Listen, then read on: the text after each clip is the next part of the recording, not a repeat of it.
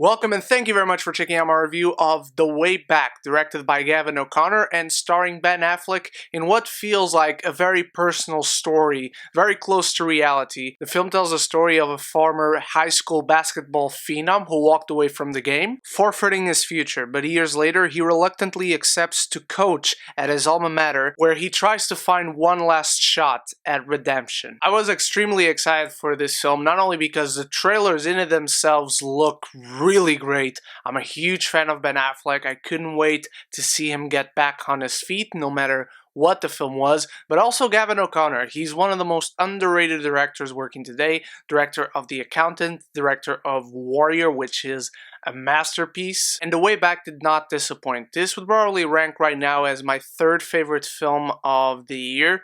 This is a very raw, human, really heavy, not at all overly done, and actually very not cliche in the whole. Ben Affleck probably gives the best performance in his entire career. This is a very broken character and a very self-destructive character. It's hard throughout this film to see the stuff he goes through. And the film really doesn't overly do it. It's not overly dramatic, it's not overly sappy, but at the same time, it's not overly embezzling. This film does not paint a beautiful picture. It just shows you that the stuff that is happening and that this character is not doing so well. But it doesn't try to overly explain it, it just shows scenes of this character doing a very would-be mundane thing, but given the circumstances, seeing certain events in this film are just hard-hitting, given what you know and what you see this character doing, not only to others,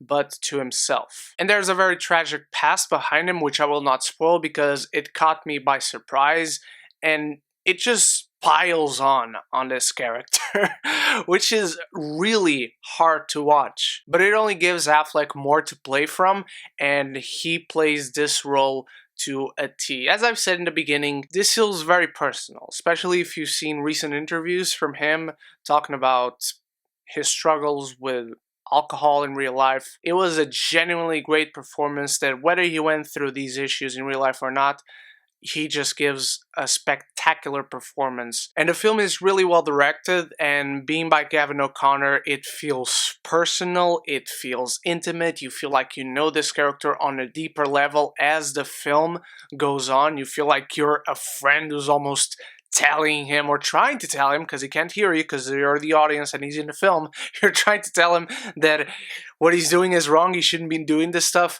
and you feel that pressure, you feel that anxiety for this character. But the writing as well is really, really great. The film, yes, it tells the story of this guy who goes to coach at his former high school and whatnot, but that really isn't the story. The film could be about teaching baseball, American football, anything at all. It could be a guy trying to teach mathematics, trying to teach English, trying to teach history. The story really focuses throughout on Ben Affleck and his struggles and how life doesn't treat him right and how he kind of doesn't help himself. So on that front, it's a really well done human tragic drama. And apart from that, we have some issues. Apart from his relationship with his family, his sister, his nephews, his nieces, and his wife, played by Janina Gavankar, who does a really great job even though she's not in the movie much, there isn't really a great relationship developed between anyone. There are scenes where you see him